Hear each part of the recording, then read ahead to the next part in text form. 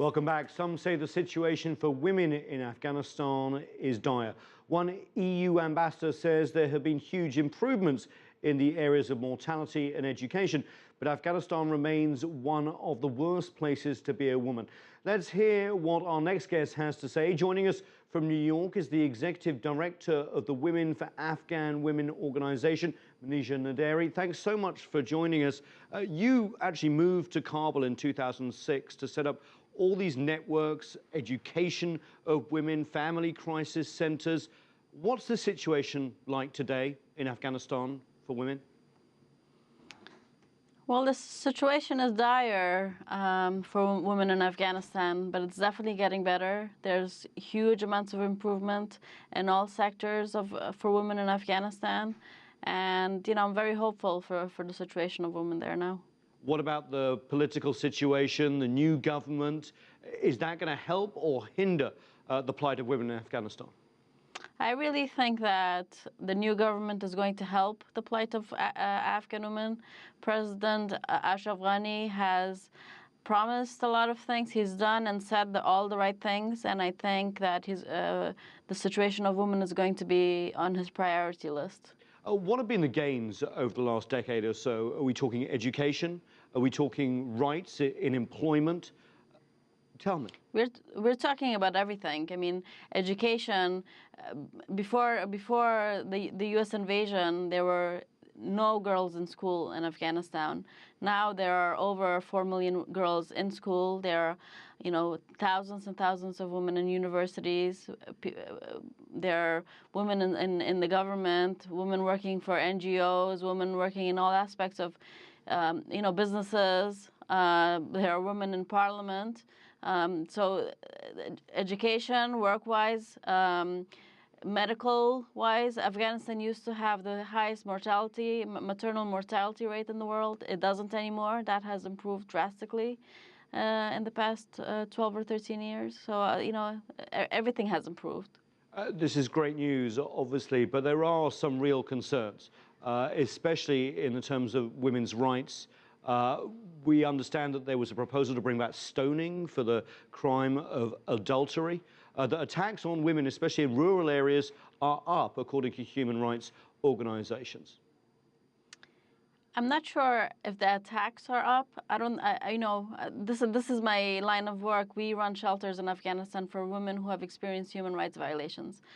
So I don't believe that the attacks are up. I really think that more women know about their rights. They know where to go for help. So they're coming out and asking for help, and that's why it seems like the numbers are up. It's not that numbers aren't increasing. It's that more women are coming out and asking for help. So the data is showing that now. So what you're saying is, as awareness increases of rights, we're going to have more women pushing for their rights, and therefore more complaints when things do go wrong. Is that right?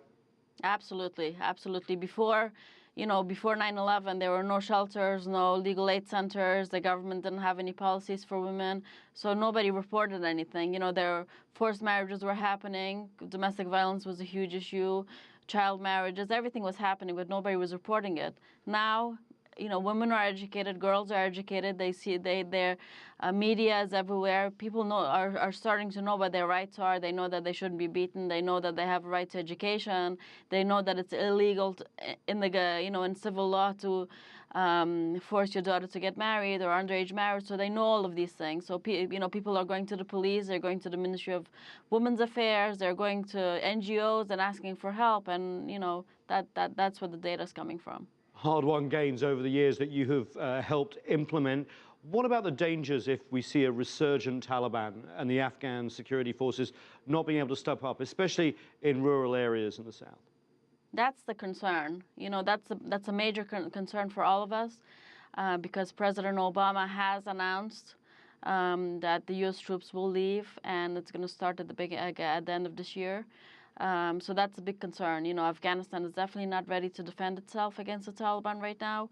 We still need U.S. Support for the new government to be strong enough to take on the security of the country.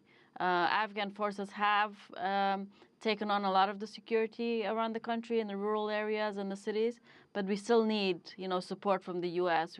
The Afghan security forces can't do it. We saw what happened in Iraq. When the U.S. troops left, ISIS and all the terrorists have taken over, and that might easily happen in Afghanistan if troops leave prematurely. So you think potentially to protect the rights, hard-won rights of women in Afghanistan, that international forces might need to stay longer than the end of 2016? Absolutely, that's my recommendation.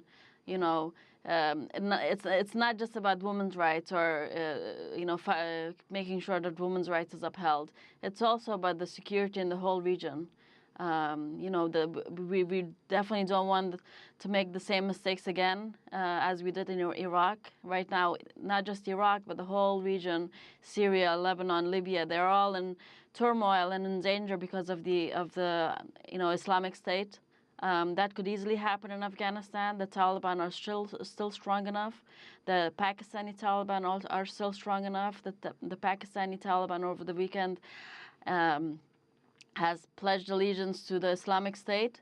So, the Islamic State could easily come to Afghanistan and Pakistan and that whole region if we're not careful. So in order to make sure that doesn't happen, that that security is upheld in Afghanistan, the U.S. troops and NATO really has to review the withdrawal policy and make sure that we don't make the same mistake again. Manizha Naderi, thank you so much for joining us on the show.